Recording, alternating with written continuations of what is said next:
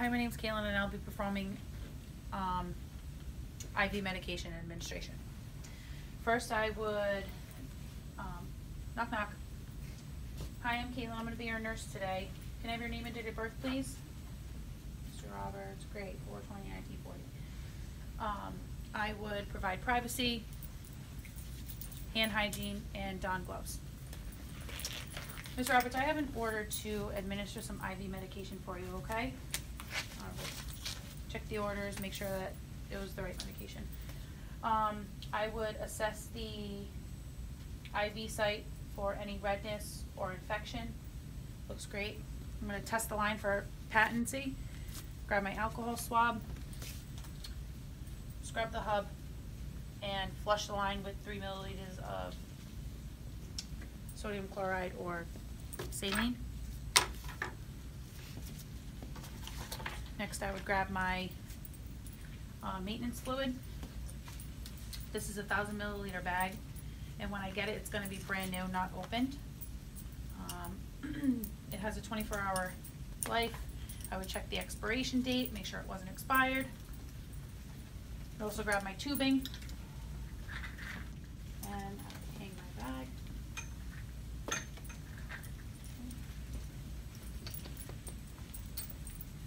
I would prime my line by squeezing this, getting some fluid into this little chamber, making sure that all of there was no kinks in the line, and I would release the key. This one up here is blocked. Okay, great. There's no air bubbles in the line. And there's the last one right there. Perfect. Okay.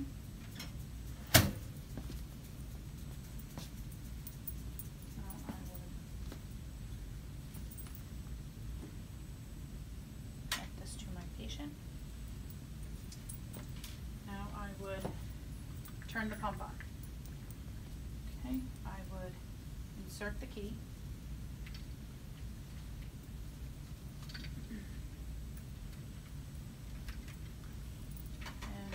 Going to turn on and pop open. Okay, gives me 3 checks. Oops. This first. Okay, 3 checks. Place the tubing through all 3. Great. 1, 2, 3, 4. Close my door. Is this a new patient? Yes. It's an adult. This is going to be an IV medication. So I'm going to type in I and V. It's going to give me a list. This is IV maintenance fluid, not with potassium. I'm going to hit OK. And I would check the doctor's orders. The order was to administer 50 milliliters an hour. I'm going to type in 50, hit OK. I want to infuse the entire bag because I don't want to run the bag dry. So what I'm going to do is I'm going to program it to say 970 or 975. 975. Hit OK. And I'm going to make sure I pull this. Hit run. Ask me if all the clamps are open. Check all my clamps. Unroll this one.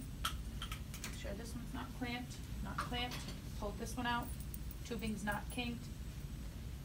Are drops flowing? Yes, the drops are flowing. And my bag is infusing. Now, I would also get another doctor's orders to administer antibiotics or another medication. And this would be my piggyback. I would spike this bag as I did with the other one.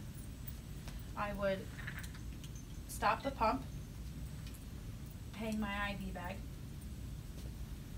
and I would also prime this line as well. There's 2 ways you can prime this line: by squeezing a little bit into there, releasing the clamp, and pouring a little bit into the trash, but you don't want to really waste any of the medication.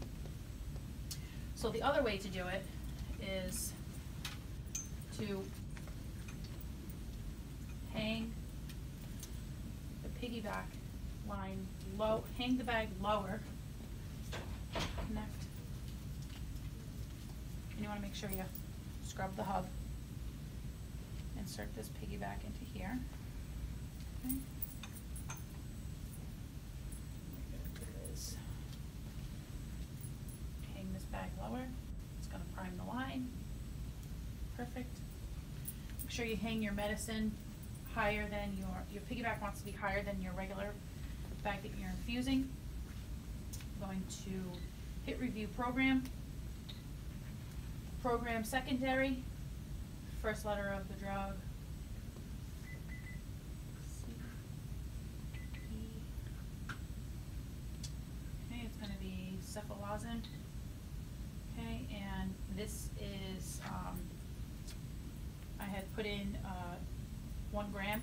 There's 2 options, 2 gram, 1 gram, and you want to make sure you're confirming that 3 times. Hit OK. It's going to ask me again to confirm, is this the right drug?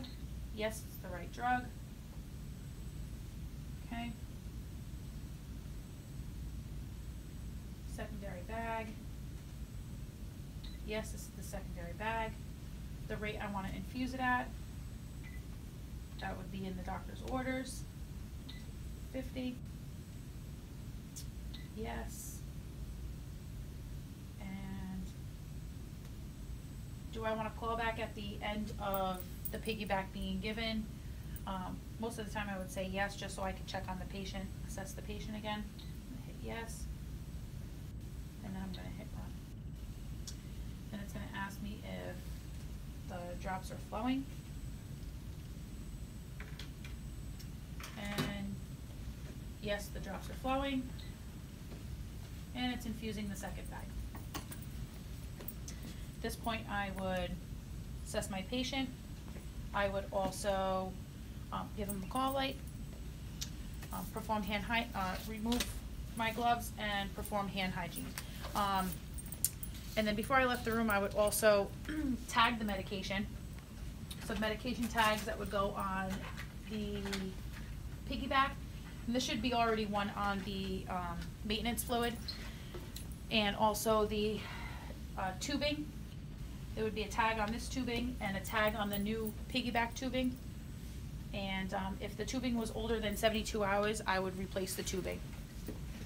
And that's all. Thank you.